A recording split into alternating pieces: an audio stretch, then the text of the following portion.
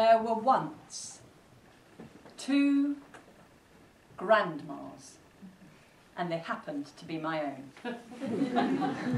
One was a grandmother, and the other a granny.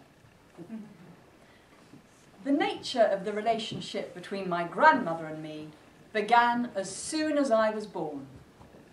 My parents were living in Russia, and they had planned to call me Martha. My grandmother sent a telegram from Wiltshire to Moscow, and it had just 4 words. Forbid, Martha. Stop.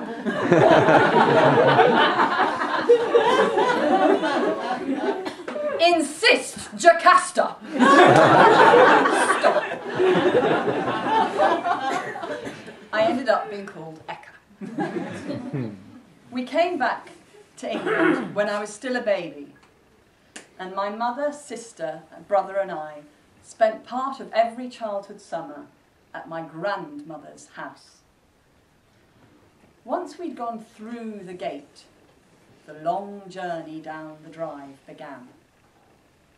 And I looked out from the back seat of the car, past the tennis court, past the swimming pool, past the stables, past the lake, and my stomach began to tighten in knots as I knew what lay ahead. Our grandmother did not greet us at the door. The cook or the butler would be there, and we'd go through the marble floor of the hall, past the huge polar bear skin with its jaw frozen in a fierce roar, past the portrait of my grandmother in her heyday by Lucian Freud, up the stairs, through the gallery, through the dining room, and into the sitting room. And there she would be, with her cold stare. She had thin painted lips, high cheekbones. She was glamorous and intimidating. She was a brittle beauty. She had married 3 times to titles, wealth, and love. And she passed us a glass of Coca-Cola with ice and a slice of lemon cut by the cook.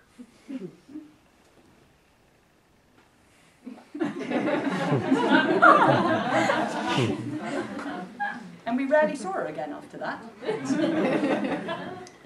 Though she did sometimes emerge. For instance, she once lined my sister, my brother and me up in the hall, and she shrieked, "Which one of you did not flush the gentleman's loo?" It was obvious from my brother's blushing face that he was the guilty one, but it was me, the youngest, she took it out on. "It was you, wasn't it, Eka?" And then she called me a squalid little child, and she told me to go and clean it up. My granny lived in a bungalow in Kent with a postage stamp lawn. Her lounge had swirly brown and orange carpets, and there was a toilet with a sign on it which said, "This is it."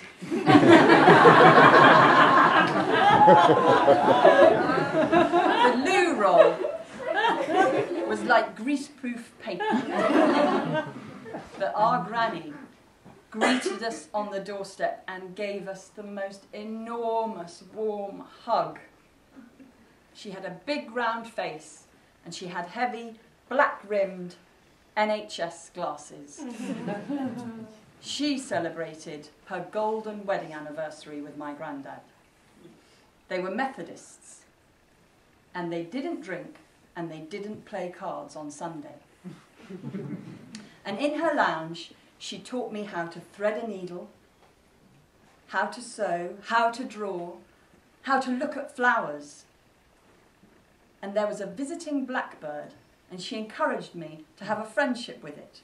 And I would receive cards from the blackbird, signed with its clawed feet, that I genuinely believed to be from him.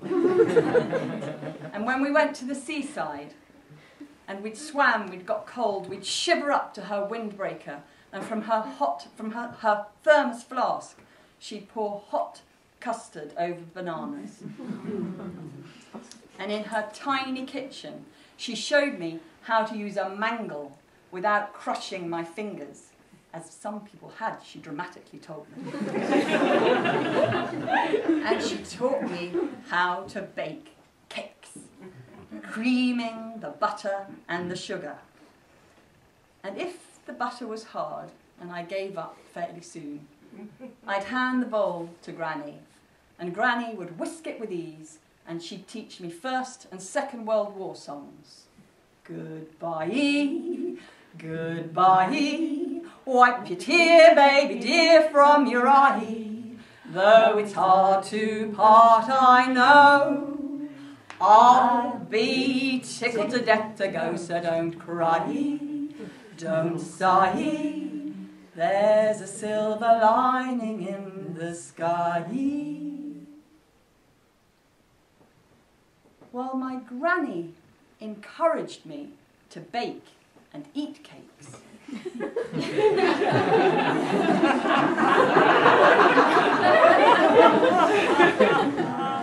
My grandmother discouraged me. She once took me out for tea, and it was just her and me, and it seemed promising. And then I reached out for a second meringue. And she said, Eka, you will turn into a meringue if you eat another meringue. This kind of comment went on year in, year out, until I was 14. And actually, it was very wearing. And it all came to a head one dinner time with my grandmother, and all the family were there. There was my grandmother, my uncle, my aunt, my 3 cousins, my mother, my brother, my sister, and me. The second course came, and I reached out for the pudding. Her voice cut across. Really, Eka, you should stick to salad. That was it. Not for me, but for my teenage 17-year-old sister, who turned to our grandmother and she yelled, "Stop fucking picking on Eka, you cunt!"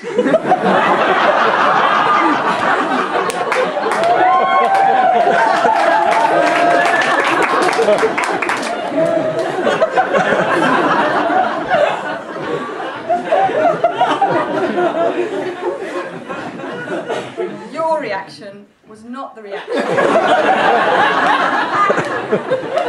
the people who were at the table. There was a stone cold silence, and faces around the table froze. My humiliation turned into a surge of pride that my sister had defended me. But this year, only this year, I learnt that it was to her cost. She was the eldest grandchild, and our grandmother disinherited her and me and my brother, mostly as a result of this outburst.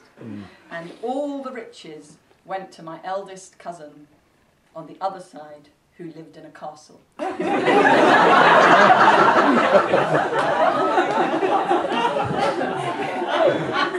My granny tucked me in at night, and when she did, she even gave me butterfly kisses. When she leant close to my cheek and she fluttered her eyelashes against it. And after 50 butterfly kisses, I begged for another 50. And this is the inheritance that I hope to pass on. Oh, so good. Don't sigh, there's a silver lining in